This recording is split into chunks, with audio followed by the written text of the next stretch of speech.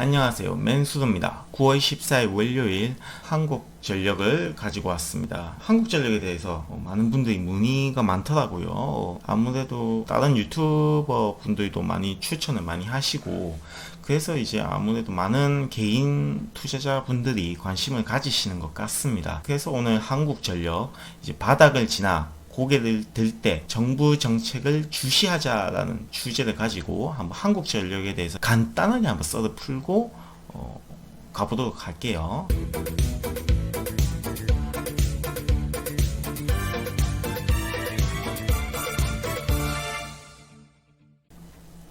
한국전력은 옛날에는 진짜 삼성전자도 무시하지 못할 정말 대한민국 코스피 시총의 황제였습니다. 95년도일까요? 역대 시가총액을 보시면 산업의 흐름, 산업의 변화, 3차 산업, 4차 산업의 변화, 90년대 후반에는 3차 산업혁명이었죠. 그리고 지금 2020년대는 4차 산업혁명이 꼽히는 시기입니다. 산업의 핵심 산업의 변화 트렌드를 볼 수 있는 게 바로 코스피와 이제 미국의 나스닥 시가총액을 보면 그 나라의 산업의 흐름을 알 수가 있죠. 그래서 우리나라도 1995년도 외환 위기가 터지기 전에 10년대 후반대를 보시면 이 코스피 1위부터 10위까지 상위를 보시면 그 당시 우리나라의 핵심 산업을, 우리나라의 GDP 어디서부터 어떻게 우리나라가 돈을 벌고 살았는지, 경제의 흐름, 산업의 흐름을 읽을 수가 있습니다. 근데 이제 90년대 후반 때는 한국전력이 1위였어요. 1위. 90년도 때는 아무래도 전기가 많이 필요했는가 봐요. 90년대 후반 때는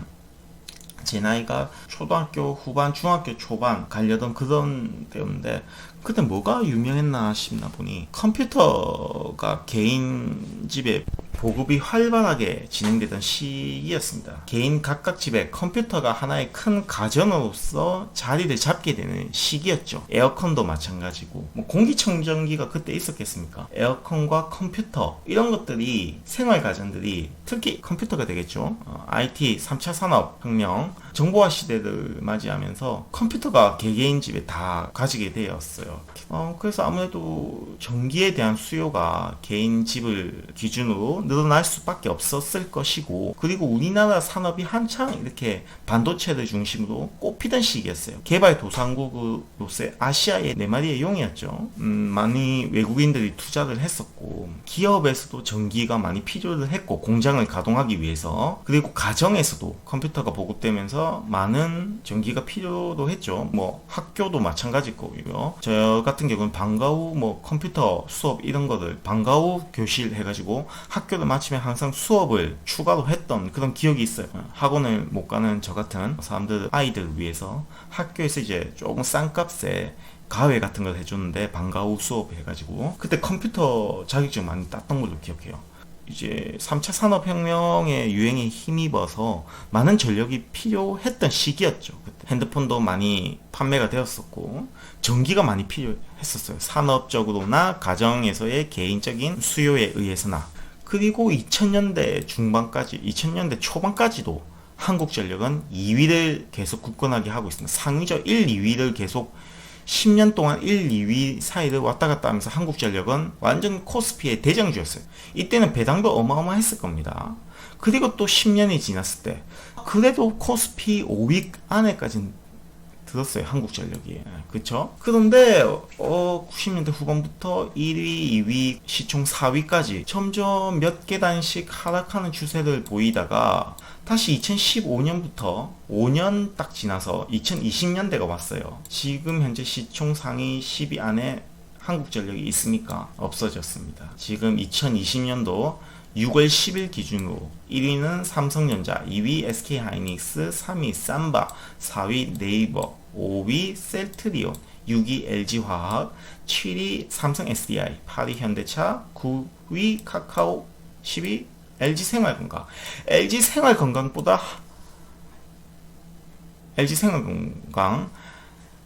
화장품, 샴푸, 린스, 세안제 이런 생활용품을 파는 LG생활건강보다 시가총액 가치가 떨어지는 기업이 돼버렸습니다. 1995년도 코스피의 황제, 시총 1위 황제 자리에 있던 한국전력공사가 25년 만에 25년 만에 코스피 10위권 밖으로 떨어져 나갔다는 거죠. 이 말은 뭔가 한국전력이 가치가 점점 없어지는, 전기가 필요가 없어졌을까요? 과연?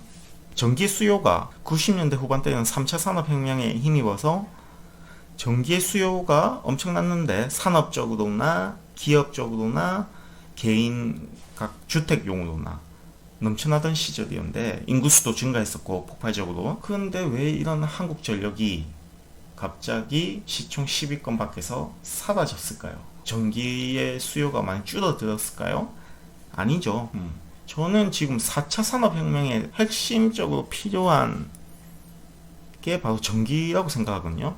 테슬라 중심으로 전기 자동차에 대한 수요와 보급이 활발하게 진행되고 있죠. 그 전기차가 뭘로 움직입니까? 기름, 오일로 움직입니까? 아니죠. 전기도 움직이죠. 지금 4차 산업혁명이 일어나면서 많은 데이터가 빅데이터화 되면서 빅데이터로 인한 서버의 중요성이 부각되고 있습니다. 이 서버를 위해서는 막대한 전기가 필요하죠. 이 서버는 24시간 풀 가동입니다. 24시간 평생 forever, 평생 이 전기로 인해서 이 서버는 계속 가동되어 줘야 되거든요. 그렇기 때문에 전기에 대한 수요는 4차 산업혁명의 핵심이라고 할 수가 있는데, 어쩌다가 이렇게 10위권 밖으로 물러났을까요? 수익이 좀 감소하는 측면도 있을 수도 있겠죠. 그 왜 수익이 감소했을까요?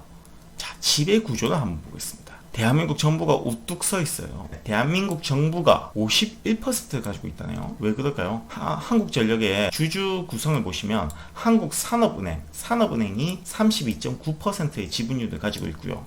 대한민국 기획재정부에서 18.2%를 가지고 있습니다. 기획재정부와 한국산업은행의 지분을 합치면 한 51% 정도가 됩니다. 한국산업은행이 어떤 은행입니까?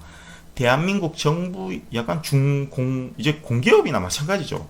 정부 겁니다. 대한민국의 기업들에게 자금줄을 대주는 그런 은행이죠. 한국은행이 아니라 한국산업은행. 이 산업은행이 32.9%를 가지고 있고, 대한민국 정부가 직접적으로 18.2%를 가지고 있기 때문에 결국은 대한민국 정부가 이 한국전력의 50% 이상을 차지하고 있는 구조입니다. 그래서 정부 입김이 아무래도 크죠. 대한민국 정부가 망할 수는 없겠죠. 정부가 보장하는 회사입니다. 하지만 정부가 마음대로 가질 수 있는, 마음대로 이렇게 조정할 수 있는 기업이죠. 정부의 수장인 대통령은 5년마다 계속 바뀌죠. 정권도 바뀌고, 정권 스타일에 따라서 그 국정 운영의 스타일, 경제 정책의 스타일도 바뀝니다. 근데 이 정부는 민심을 먹고 살고 세금을 먹고 살죠. 근데 이 세금 중에 어떻게 일부가 될 수 있는, 국민으로부터 돈을 합법적으로 거둘 수 있는 게 세금뿐만 아니라 또 하나가 있습니다. 바로 전기세, 가스세, 이런 유틸리티 관련 세금이죠. 그래서 이 전기세를 담당한 한국전력, 대한민국 정부가 51배 지분을 가지고 있는 한국전력을 통해서 대한민국은 국민들로부터 전기세라는 세금을 받게 됩니다. 근데 우리가 세금을 올려버리면 이제 국민들이 많이 반발을 하죠. 그렇기 때문에 세금을 어느 정도 적절히 올렸다 내렸다가 하면서 이제 대한민국 정부는 조세를 조율합니다. 그래서 대한민국 정부는 민심을 안정화시키고 지지율을 올리기 위해서 항상 전기세를 크게 올리지 않고 적정한 수준으로 낮추면 낮추지 올리지는 않고 적정한 수준을 계속 유지하면서 이제 국민들의 반발을 안 살려고 노력했습니다. 대표적인 게 여름에 누진세 이런 것들이죠. 그리고 기업에게는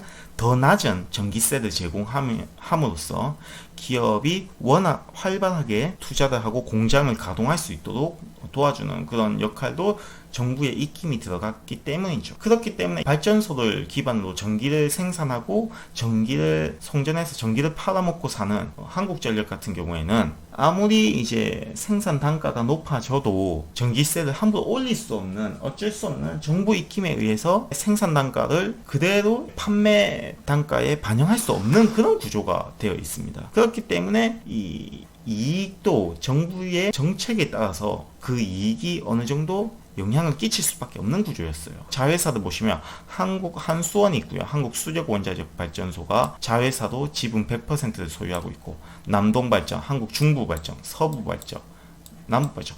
대한민국의 모든 에너지 발전소의 지분율도 100% 보유하고 있고 자회사도 거느리고 있습니다. 원자력, 수력, 화력, 신재생 에너지, 모든 에너지, 대한민국 모든 이 국토의 에너지 생산과 수급을 담당하고 있는 게 한국전력입니다.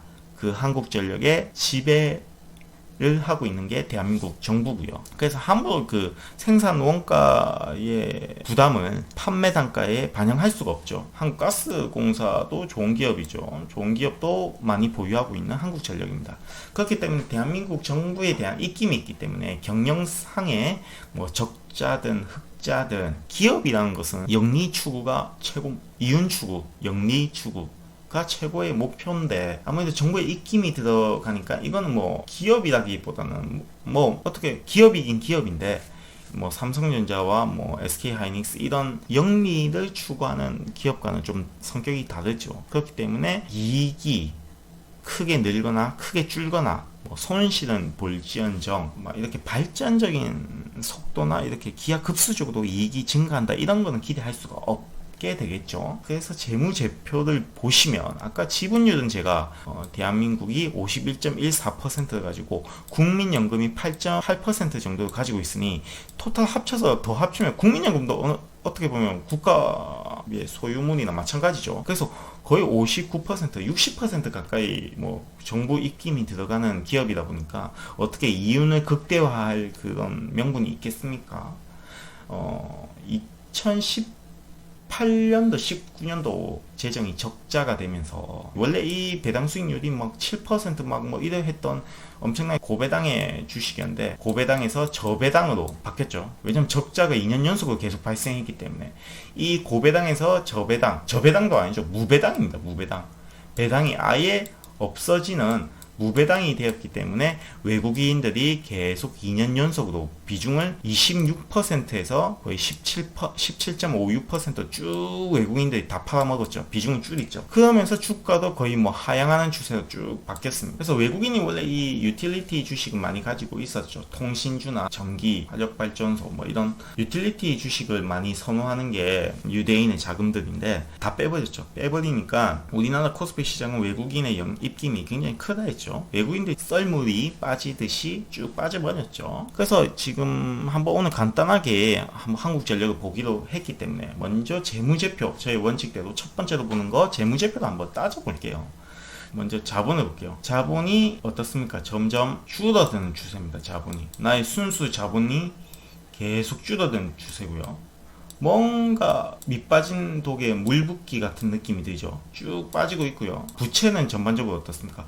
부채는 쭉 증가하고 있는 추세입니다. 그래서 어쩌다 보니까 자산은 쭉 증가해 보이는데 부채가 쭉 올라갔기 때문에 자산은 쭉 증가해서 약간 뭔가 뭐지? 이렇게 싶은데 유동자산과 유동부채를 한번 또 비교해 볼게요. 유동자산은 뭐 어느 정도 조금씩 커져가는 추세인데 유동부채도 같이 커져가는 추세죠. 그런데 이 기업을 3년 전이나 지금이나 비교해 보면 항상 유동부채가 높습니다. 유동부채가 높아요. 자금적으로는 계속 유동부채보다 항상 유동자산이 적었어요. 유동자산보다 유동부채가 항상 많았어요. 그래서 자금의 융통성을 봤을 때는 항상 불안한 자본 구조였다. 재무제표 구조였다. 라고 볼 수가 있죠. 자본은 점점 줄어들고 부채는 점점 늘어나고 있고 유동자산 대비 유동부채는 항상 높았다. 금융적인 이런 재무제표가 불안하게 계속 움직였다. 그런데도 뭐 과감하게 구조조정을 한다거나 단가를 어느 정도 맞춰본다거나 생산 단가를 줄이고 뭐 판매 단가를 높인다거나 이런 이 재무적인 면에서 혁신을 일으킬 만한 노력이 있었나 의문스러워요. 그렇지 않았겠죠.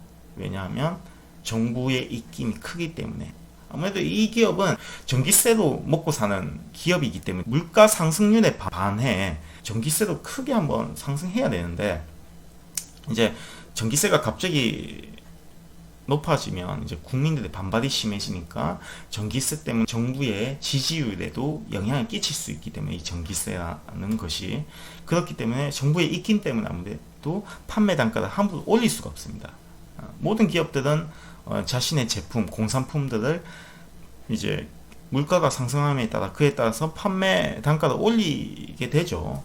그러면서 이제 물가가 자연스럽게 올라가는 현상인데, 이 유틸리티 산업 정부의 입김이 크기 때문에 판매 단가를 함부로 올릴 수가 없습니다. 그렇기 때문에 물가 상승분에 역행하는 그런 구조를 가지고 있기 때문에, 판매 구조를 가지고 있기 때문에, 그러니까 자본적인 흐름에서도 그렇게 남는 장사가 점점 안 되고 있는 거죠. 정부의 스타일에 따라서 말이죠. 모든 정부는 근데 전기세를 급하게 올리고 싶어 하지 않습니다. 국민의 표를 얻어야 되기 때문에. 그래서 지금 재무제표는 항상 조금 3년 전, 몇 년 전이나 계속 점점 정부 정책에 따라서 점점 불안한 흐름을 가지고 있었다. 하지만 이 기업은 망하겠습니까? 부채가 이렇게 유동부채가 많고 금리가 올라간다고 한들 망하겠습니까? 2017년, 2018년도에 약간 금리가 조금씩 상승하는 시기인데도 물론 저금리였겠죠. 금리가 상승하는 추세도 전혀 걱정이 없었던 거는 왜 그렇다?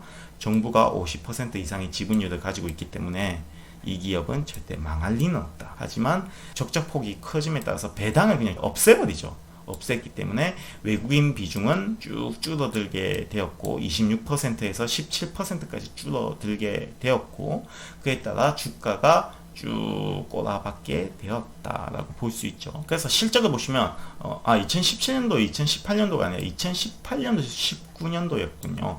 그래서 적자가 2018년도, 2019년도 큰 폭으로 적자가 시행되면서 이제 적자가 커지면서 자본이 감소하는 그런 일이 발생했죠. 그래서 한전의 유보율도 보시면 유보율은 증가하다가 2018년, 19년에 유보율이 확 조금씩 줄어들었습니다. 배당도 없어졌고요. 옛날에 배당 같은 경우에는 배당 수익률이 2015년도 때, 16년도 때까지만 해도 배당 수익률 6.2%, 약 4.5%까지 했었던 종목이죠. 점점 배당률도 떨어지고 결국에는 배당이 제도가 되어버리죠. 실적이 안 좋아지고 있기 때문에 당기순이익이 점점 줄어들죠. 2015, 16, 17년도 이때 박근혜 정부였죠. 이때 전기세를 그렇게 올리지 않고 인하를 했나요? 수익이 좀 떨어지는 정부의 세금 정책이 있었겠죠. 3조의 당기순이익을 가졌던 지금 이 한국전력이 올해 예상 컨센서스 예상 당기순이익 전망치가 1조 8천억이 되네요. 엄청나죠? 엄청나게 떨어졌죠. 그래서 한때 5년 전에 ROE 20%를 달성하던 이 한국전력은 어느 순간부터 마이너스 찍고 다시 2%의 ROE를 가지게 됩니다.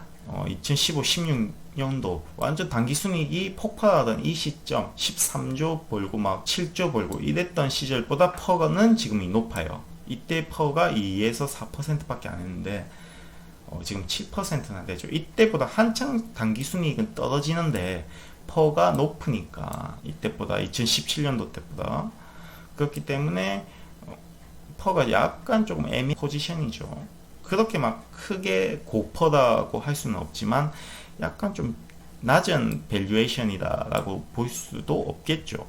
PBR은 1을 넘지 않는 0%를 계속 유지하고 0점대를 유지하고 있기 때문에 안정적이다. 그래서 지금 올해는 다시 흑자 전환으로 전환할 거라고 컨센서스들은 예상하고 있네요. 적자에서 흑자로 전환하는 이 시점에 주가들이 많이 좀 오르죠. 아마 요 근래 동학개미 운동에 의해서 상승했던 이유는 적자에서 흑자 전환이 될 거라는 시장 컨센서스에 부합하는 결과였지 않았나 싶습니다. 하지만 2021년도, 2022년도 내년 내후년의 당기순이익 실적 전망치는 조금씩 하락할 거라고 보고 있죠. 그래서 점점 고퍼가 되어가고 있죠. 내후년 이제 주가 전망을 봤을 때 말이죠. 그래서 퍼도 애매하고 PBR은 괜찮지만 퍼가 좀 애매하고요. 물론 흑자는 전환하겠지만 이것이 지금 투자하기에는 조금 정말 제 기준으로 말씀드리는 겁니다. 투자에 적합한 종목이까지 약간 좀 의심들어요.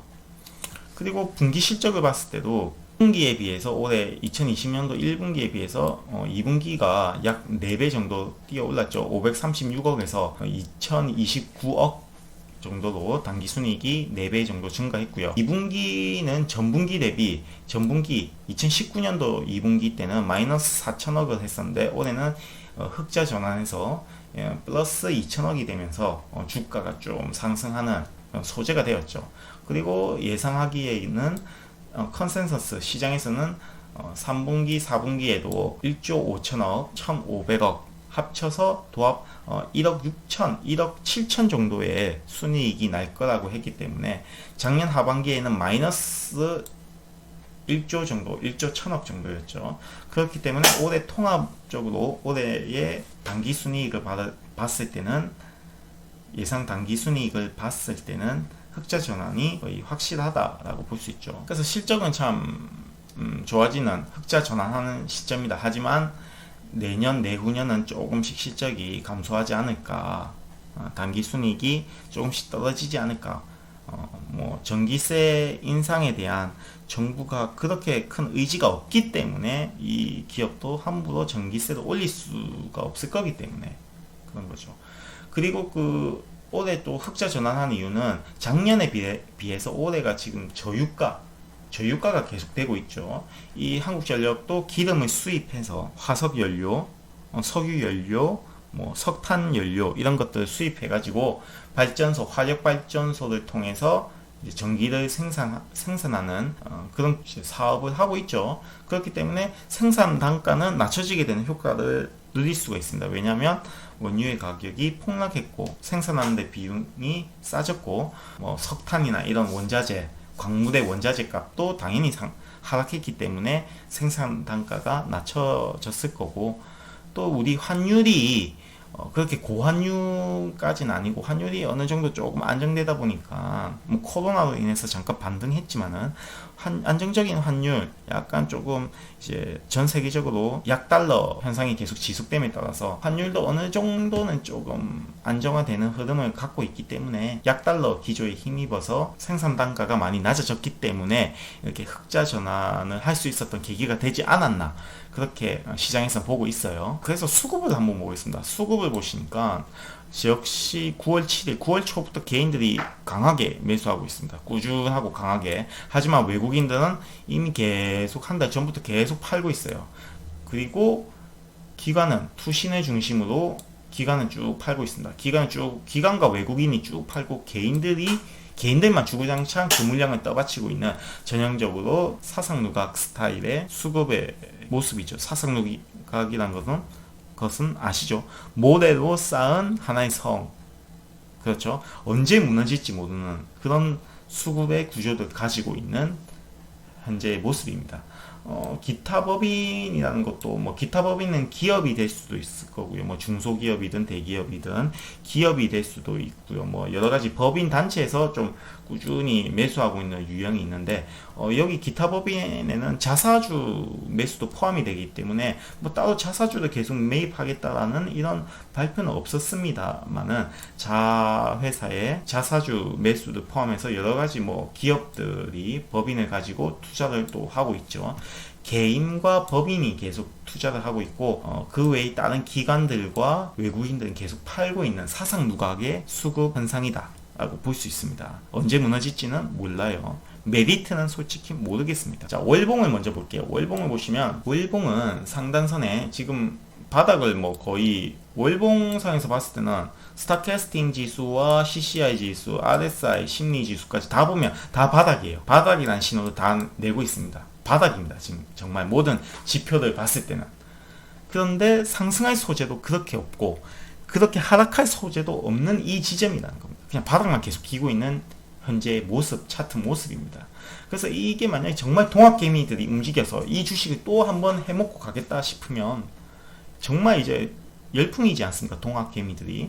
그래서 이 동학개미 운동이 다시 한번 한국전력에 힘을 모은다면, 상승한다면, 제가 생각에는 여기 25월봉, 월봉 기준으로 봤을 때입니다. 25월봉, 엔벨러프, 상단선, 그리고 60월봉과 125월봉이 만나는 이 지점대, 이 매물대가 많이 쌓여 있거든요. 그동안 한 몇 년 동안, 10년 넘게 동안 계속 소유하고 있던 이 세력들의 소유하고 있던 이 평균 단가, 이 때의 평균 단가의 가격 매수를 하셔가지고 가지고 계시는 많은 분들이 지금 손해를 보고, 몇 년 동안 손해를 보고 있었죠. 손해를 보고 있다가 이 가격이 왔을 때 본전 생각에서 팔아치우는 이런 매물대가 계속 형성되어 있습니다. 이 가격대. 이 가격대가 20월봉 엔벨러프 상단선 그리고 60월봉 선에 딱 지금 이 매물대가 형성되어 있어요. 이 3단계로. 그 가격대가 각각 20월봉은 24,800원, 엔벨러프 상단 29,750원, 60월봉 35,250원대가 딱 형성되어 있는데 이 매물대를 계속 다 뚫고 올라가느냐, 동학개미 운동이 쭉 물량을 다 뚫고 그만큼의 파워를 보일 것인가, 그걸 한번 계속 봐야 돼요. 그래서 이 단계를 못 뚫고 못 뚫고 내려온다면 어느 정도 뭐 부분 손절하셔도 되고, 가지시고 계신 분들 입장에서입니다. 24,800원, 29,750원, 35,250원을 매물대를 소화하는지를 한번 보셔야 됩니다. 월봉 기준입니다. 월봉 기준. 그리고 하단은, 바닥의 하단선은 지금 한 엔벨로프 하단선을 잡았어요. 엔벨로프 하단선이 19,850원이 엔벨로프 하단선이고, 이거를 지지할 가능성도 있기 때문에 지금 계속 바닥을 기고 있는 거예요. 바닥 중에 바닥이죠. 그리고 3에서 5월달 전에 코로나로 인해서 주가가 폭락했던 그때 이후로 계속 바닥을 형성했던 가격이 18,600원대 정도였어요. 그래서 19,850원, 18,600원 이전 바닥을 계속, 엔벨로프 하단선과 이전 바닥의 가격선을 계속 바닥을 맞고 떨어지지 않는, 하향하지 않는 그런 흐름을 이어진다면 어느 정도 가격적인 메리트적인, 차트에서의 가격적인 메리트, 지표적인 면에서도 메리트는 충분하다고 생각합니다. 하지만 상승 소재가 무엇이냐, 그게 문제죠. 바닥은 좋아요. 바닥에서 잡아서 어깨에서 파는 건 좋습니다. 머리에서 팔거나. 하지만 바닥만 계속 기고 있다면 그게 수익이 극대화될 수 있을까요? 그러니까 이 위에 매물대도 많이 있고, 이 매물대들 다 소화하면 당연히 오버슈팅 할 수 있겠죠. 유동성의 힘으로, 개미들, 동학개미 운동의 힘으로 말이죠. 하지만 이 매물, 이제 개미, 지금 아까 수급에서 봤을 때 제가 뭐라 했습니까? 사상누각이죠. 언제 개미들 세력, 동학개미 운동은 다시 각자의 포지션대로 뿔뿔이 흩어질지 모릅니다. 단체로 움직이는 외국인과 기관에 비해서 동학개미들의 수급의 파워는 약간 분산적이죠. 언제 해체될지 몰라요. 사상누각의 수급 현황이라고 말씀드렸죠. 그래서 얼마나 이 동학개미들이 단합을 해서 이 매물대를 돌파할지를 한번 보셔야 됩니다. 이걸 더 돌파하면 돌파할수록 추매를 하셔가지고 더 수익을 극대화하는 레버리지 효과를 거둘 수가 있지만, 만약에 이 각각의 매물대를 돌파하지 못하고 흐지부지한 사상누각적인 이런 수급을 보인다면, 차트의 모습을 보인다면 조금 그때마다 비중 축소하시는 것도, 만약 수익이시라면 조금 비중 축소하시는 게 맞지 않나 싶어요. 하지만 차트상으로 봤을 때 하단은 19,850, 18,600원 월봉상에서 계속 바닥은 계속 이미 형성되었다. 만약 이 하단선 뚫고 강하게 뚫고 내려온다면 손절해야겠죠. 당연히 또 다른 바닥을 향해 찾아갈 거니까 another 레벨로 지하 1층, 지하 2층, 지하 3층 몇 자리까지 계속 파고, 지렁이처럼 파고 갈 겁니다. 그렇기 때문에 조심해야 된다. 하지만 제가 보기에는 바닥은 확실히 형성되고 있다. 모든 지표에서 바닥은 형성되고 있다고 봅니다. 주봉상에서 봤을 때는, 주봉상에서도 매물대가 이렇게 60주선, 120주선, 200주선까지 매물대가 계속 가지고 있어요. 매물대가 가지고 있기 때문에 주봉상에서 봤을 때도 이 최종 200주선, 저 위에 있는 200주선이 32,450원이었습니다.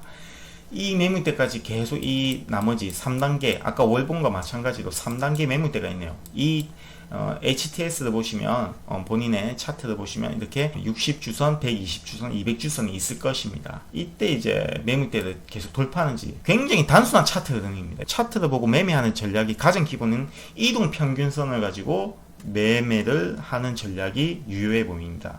왜냐면 역배열이거든요. 이 차트가 힘을 모아서 급상승하고 외국인도 불러 모으기 위해서는 정배열을 해야 되는데, 정배열 하기 전에 이렇게 물려있는 이 모든 사람들이 물려있는 평단가예요. 평단가에서 지금 현재 가격이 모든 이평선의 아래에 있는 역배열의 현상을 가지고 있죠.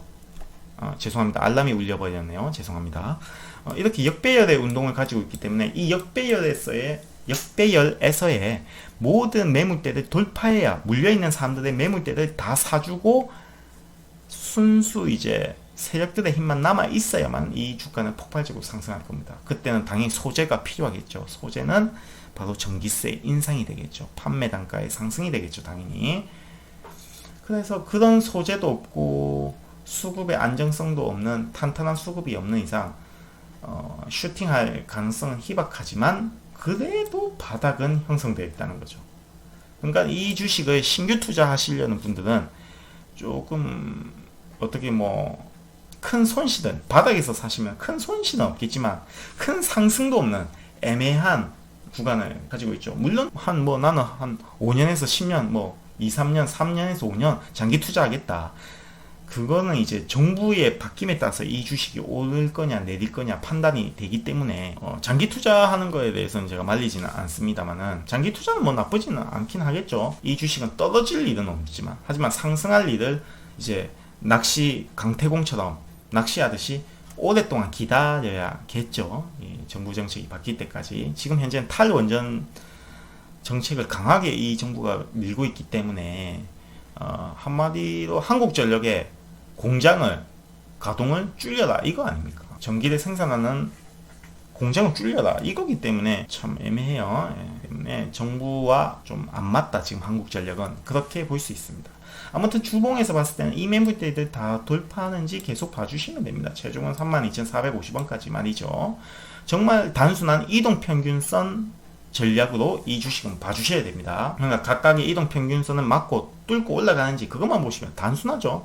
굉장히 쉬워요. 차트상으로 보면 굉장히 쉬운 종목입니다. 뚫고 올라갈 때마다, 수익이 조금 많이 나시는 분은 뚫고 올라갈 때마다 오히려 평단가가 높아지더라도 추매를 해가지고 레버리지 효과를 쭉 얻는 전략. 추가 신규도 매수하시려는 분은 만약에 바닥이 다시 온다면 다시 한번 도전을 하거나, 이거를 강하게 뚫을 때마다 신규 매수하시는 것도 괜찮죠. 항상 제가 뭐라 했습니까? 한꺼번에 투자하기보다 자기 자본의 몇 %를 딱 정하고 야금 씹어 먹는 게 좋습니다. 밥도 급하게 먹으면 체하죠.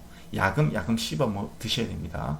저 같은 경우에는 예를 들어서 가진 자금에, 투자하려고 하는 자금에 3에서 5% 정도씩, 목표는 예를 들어서 난 한 50%를 한국전력에 쏟고 싶다. 그럼 3에서 5%씩 야금 씹어서 10번의 프랙션을 가지고 10번의 회차를 가지고 야금 씹어 먹어서 최종 목표 투자 금액까지 달성하시면 되겠죠. 그렇게 분산 투자하는 겁니다.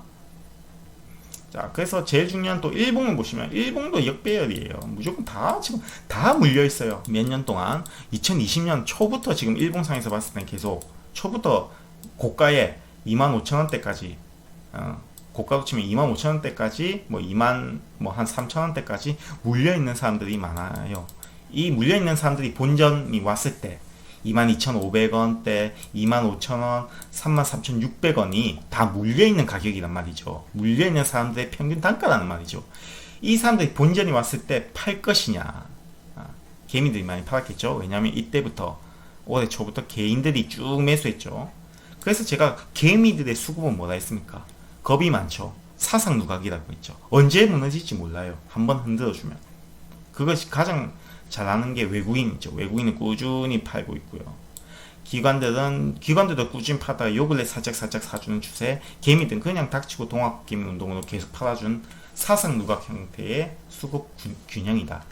그래서 이 매물대가 만약 동학개미들 다 같이 진짜 단단하게 외국인처럼 펀드로 단단하게 뭉쳐서 그냥 다 사부자, 다 사자, 가스아 해가지고 이 매물대 다 돌파하면 정말 힘 그대로 쭉 가겠죠. 한 3만원 중반까지도 가겠죠. 33,000원 이때까지 가겠죠.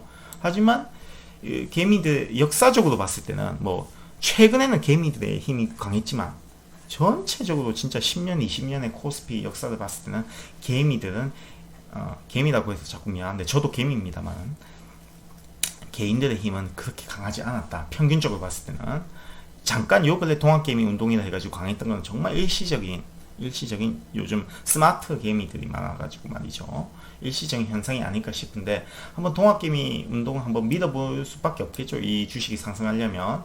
그래서 하단은 일봉상으로 봤을 때 16,500원을 잡았습니다. 이 16,500원은 일봉상과 주봉상의 엔벨로프 하단선을 잡았습니다. 이까지는 솔직히 떨어지지 않았죠. 최근에 일봉과 주봉에서의 엔벨로프 선을 지지했던 거는 바로 코로나 때 코스피가 1400대까지 떨어졌을 때, 그때 완전 떡락할 때 이 정도인데, 그 정도의 충격, 엔벨로프 하단선까지 충격을 할까 싶습니다. 저는 만약에 이 엔벨로프 하단선까지 16,500원까지 떨어진다면 저는 매수할 겁니다. 하지만 저의 기준으로서는 수급적인 면에서나 재무제표적인 면에서는 한국전력의 큰 메리트는 솔직히 못 느끼겠습니다. 저는 저도 지금 계속 한국전력을 봐달라는 부탁도 있었기 때문에 지금 말씀드리는 건데, 신규 투자 가지고 계신 분들이라면 조금 강태공처럼 장기 투자 하셔야 될 거고요.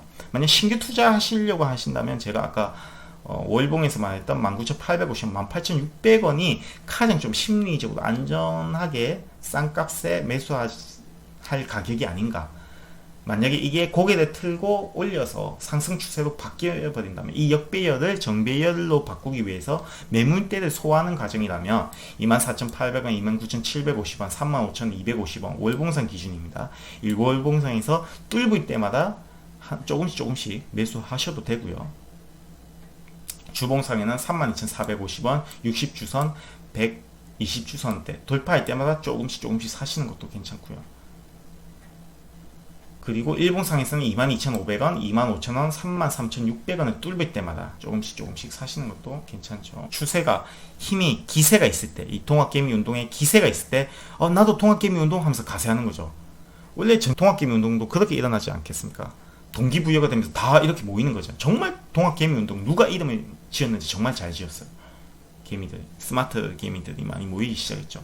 그래서 저 같은 경우에는 솔직히 한국전력에 대한 재무제표, 실적, 차트를 봤을 땐 그렇게 큰 메리트는 못 느끼겠다. 16,500원과 18,600원, 19,850원 이 정도의 가격이 왔을 때는 조금 매수해 볼만 하지 않나. 왜냐하면 지금 이거는 계속 바닥은 형성되었기 때문에, 이 바닥 가격은 그래도 이제 이 바닥 가격을 손절가로 치고 내가 이 바닥에 매수를 했지만 좀 5% 이상만 갑자기 떨어진다. 그러면 another level, another 지하 2층을 향해서 가고 있다 싶으면 조금 손절을 3에서 5% 손실이 나더라도 손절한다는 생각으로 안전하게 들어갈 수 있겠죠.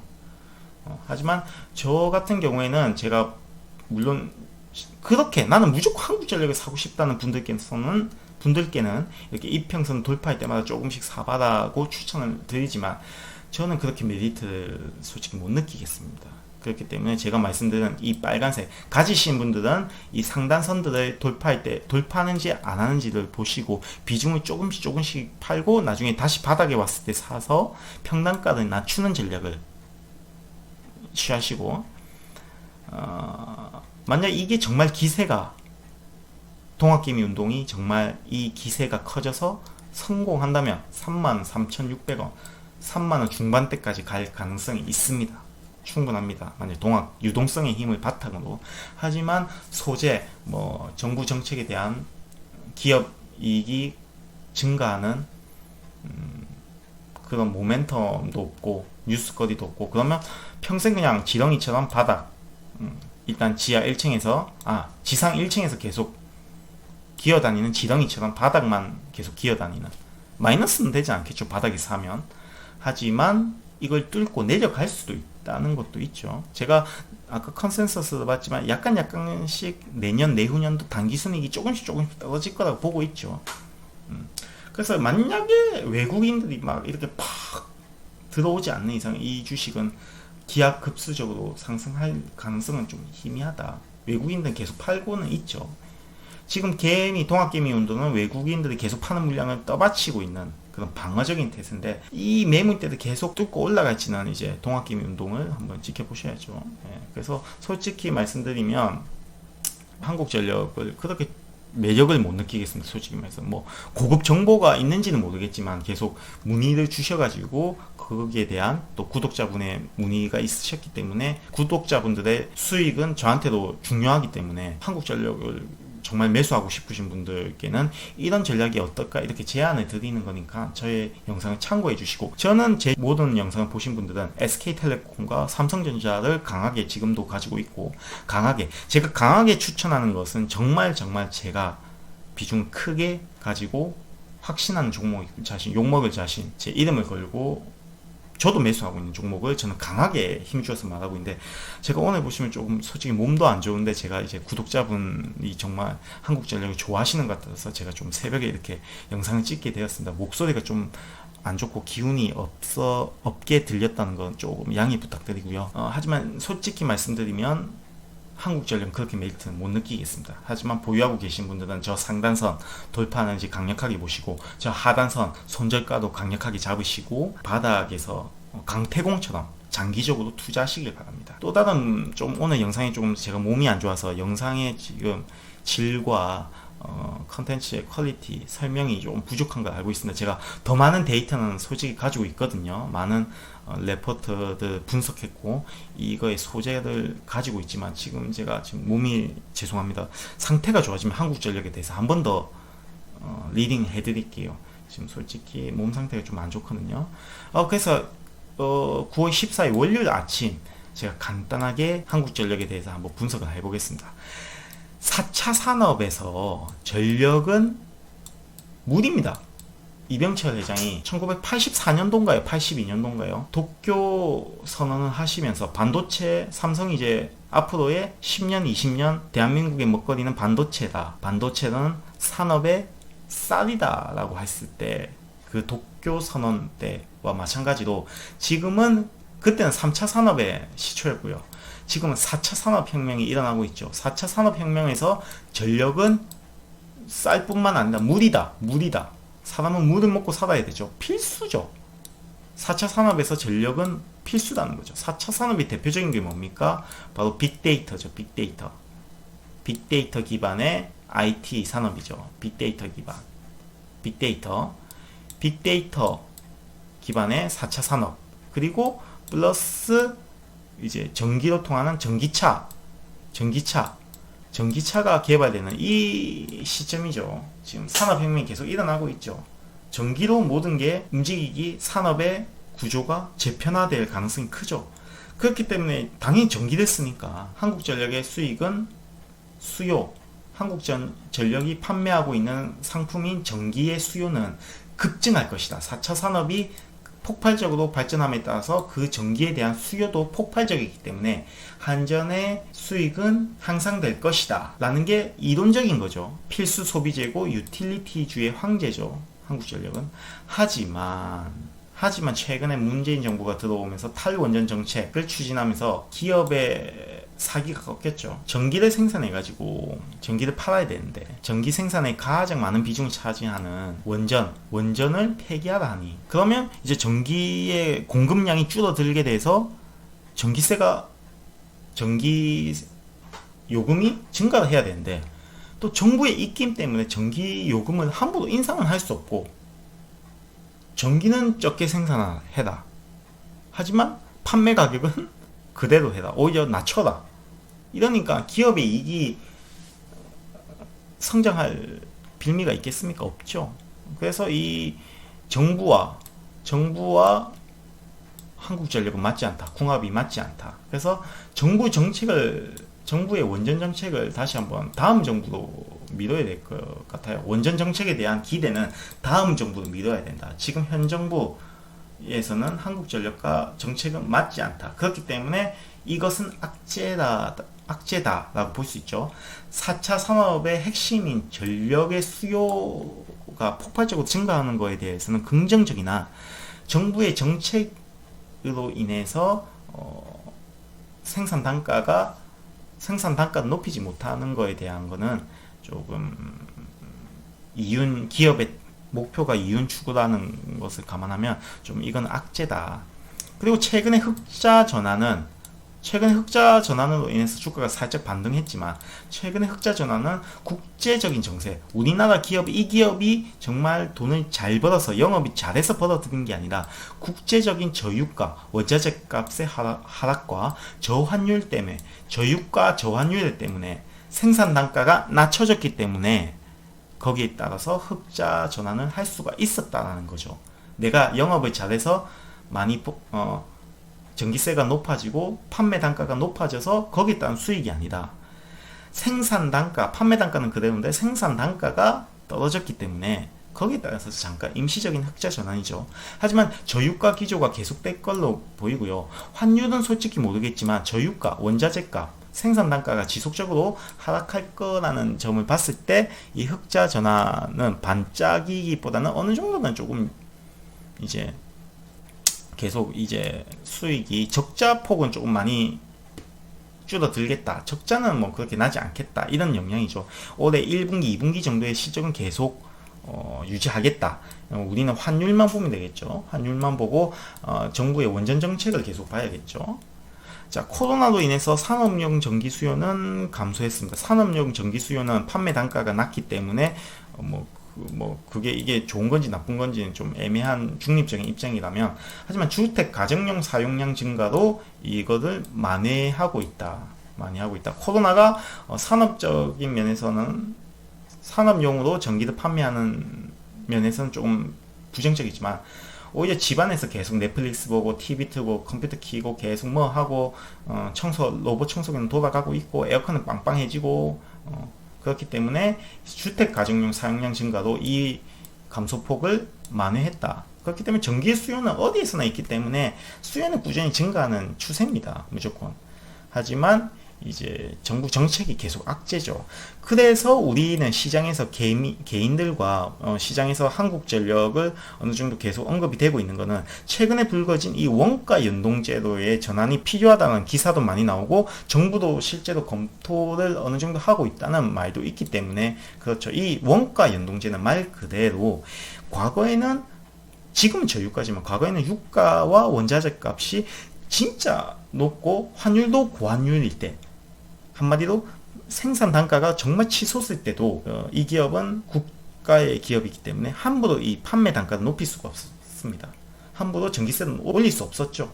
그래서 지금의 흑자 전환이 저유가 저환율 때문이라면, 반대로 고유가 원자재 값이 높아지고 고유가에다가 고환율일 때는 이 기업은 더 말할 나위 없죠. 그래서 2018년도 19년도 때는 고환율에 해당됐기 때문에 미국이 금리를 올리는 추세였기 때문에 어느 정도 환율이 상승하는 추세였고, 유가도 저유가가 아니었기 때문에 어느 정도 계속 적자폭이 증가하는 추세였죠. 하지만 지금은 다시 코로나로 인해 세계 경제가 타격을 입으면서 저금리, 저유가, 저환율의 약달러 정책이 계속 지속됨에 따라서 생산 단가가 싸지면서 이렇게 흑자로 전환하게 되었죠. 그래서 우리가 이제 국제적인 정세에 따라서, 국제적인 원자재 값의 정세에 따라서 이렇게 이 기업이 흑자 전환이냐 적자 전환이냐 단기순이익이 오르내림하고 있기 때문에 이것을 벗어나고자 독립적으로, 이 국제적인 정세에 독립적으로 우리가 유가가 올라가면 그에 알맞게 전기세 판매 단가를 올리고, 저유가일 때는 또 생산 전기세를 낮추고, 생산 단가에 따라서 판매 단가도 유기적으로 올리자라는 취지가 바로 원가 연동제였습니다. 이렇게 되면 기업이 정말 추구하는 이윤 추구가 가능할 수 있겠죠. 싸게, 판매 단가는 싸게 해가지고 그에 맞춰서 요금도 어느 정도 일정하게 올리거나 내릴 수 있기 때문에 이 기업의 이윤 추구에 굉장히 긍정적이다 볼 수 있죠. 그래서 이 한국전력을 옹호하는 입장에서 원가 연동제를 무조건 쓰자고 주장하고 있지만, 하지만 이 지금 코로나로 민심이 흉흉한 이 시국에 정부는 과연 이것을 시행할까 의심스럽다는 거죠, 저는. 그래서 이 정부와, 제가 누누이 말했지만 이 정부와 한국전력은 맞지 않다 라고 볼 수 있습니다. 게다가 배당도 올해 흑자 전환했기 때문에 배당이 있을 수도 있다는 전망도 있는데, 공식적으로 발표하지 않는 이상 배당은 현재는 없습니다. 그렇기 때문에 외국인도 아직 들어오지 않죠. 그래서 올해 4분기까지 만약 배당을 다시 주겠다 하는 거는 올해 4분기까지 정말 시적 컨센서스에 맞게 흑자가 계속 유지가 된다면, 흑자가 유지가 되고 배당이 다시 실시하겠다 하면 외국인도 어느 정도 꿈틀꿈틀하지 않을까 싶어요. 그래서 지금 정리를 다시 한번 하자면, 4차 산업의 무린 전력의 수요가 증가하기 때문에 자동차와 서버 운용으로 인해서 전기의 수요는 무조건 올라가기 때문에 한국전력에 대해서는 긍정적이다.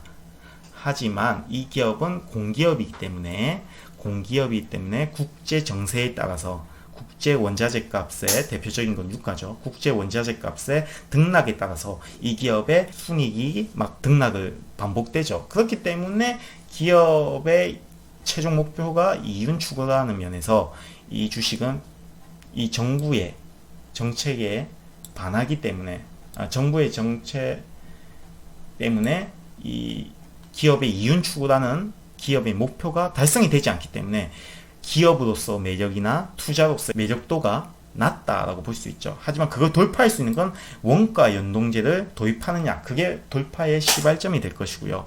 그렇게 된다면, 그렇게 돼서 이윤이 계속 극대화되고 배당이 다시 부활하고 고배당으로 전환이 된다면 외국인들은 다시 들어올 수밖에 없을 겁니다.